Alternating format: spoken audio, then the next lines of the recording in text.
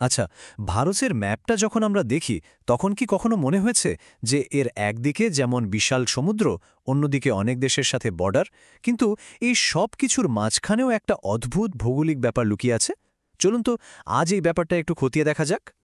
তো প্রশ্নটা হচ্ছে, ভারতের এমন কোন কোন রাজ্য আছে ভাবুন তো, যেগুলো চারদিক থেকে শুধু অন্য ভারতীয় রাজ্য দিয়ে ঘেরা, মানে ওদের কোনো বর্ডার অন্য কোনো দেশের সাথেও নেই, আবার কোনো সমুদ্র বা সাগরও নেই। বেশ ইন্টারেস্টিং, তাই না? ব্যাপারটা কিন্তু শুধু ল্যান্ডলকড বা স্থলবেষ্টিত হওয়া নয়, তার থেকেও বেশি কিছু। এটাকে বলা যেতে পারে ল্যান্ডলকড বাই ল্যান্ড, বা নিজের দেশের মধ্যেই স্থলবেষ্টিত। এর মানে হলো এদের সীমানা না কোনো সমুদ্রকে ছুঁয়েছে, না অন্য কোনো দেশকে। এটা কিন্তু জিওগ্রাফিয়া দিক থেকে একটা বেশ অদ্ভুত ব্যাপার। তো কি মনে হয়, ভারতে মোট কটা রাজ্য আছে এরকম? কোনো আন্দাজ করতে পারছেন? উত্তরটা হল ৫। হ্যাঁ, ঠিকই শুনছেন, ভারতে মোট ৫টা রাজ্য আছে যারা এই শর্তটা পূরণ করে। খুব বেশিও না, আবার একদম কমও না, ঠিক ৫টা। তো চলুন আর দেরি না করে দেখে নেওয়া যাক কোন সেই ৫টা রাজ্য। এই যে দেখুন, রাজ্যগুলো হল ছত্তিশগড়, হরিয়ানা, ঝাড়খণ্ড, মধ্যপ্রদেশ আর তেলেঙ্গানা।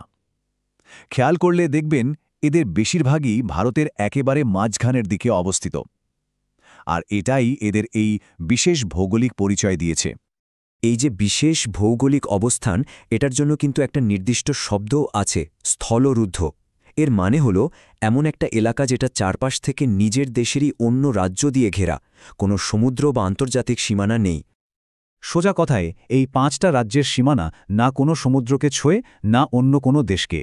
এদের কোনো সরাসরি ইন্টারন্যাশনাল কানেকশন বা সমুদ্রপথে যাতায়াতের রাস্তা নেই। এটাই হলো মূল ব্যাপারটা।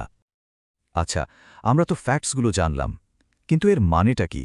এর প্রভাবটা কি হতে পারে? চলুন এবার একটু সেদিকে নজর দেওয়া যাক। তাহলে শেষে একটা প্রশ্ন থেকে যায়। আচ্ছা, এইভাবে চারিদিক থেকে নিজের দেশের অন্য রাজ্য দিয়ে ঘেরা থাকার সুবিধা বা অসুবিধা কি হতে পারে?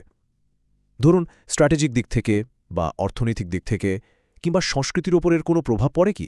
ভাবার মতো একটা বিষয়, তাই না?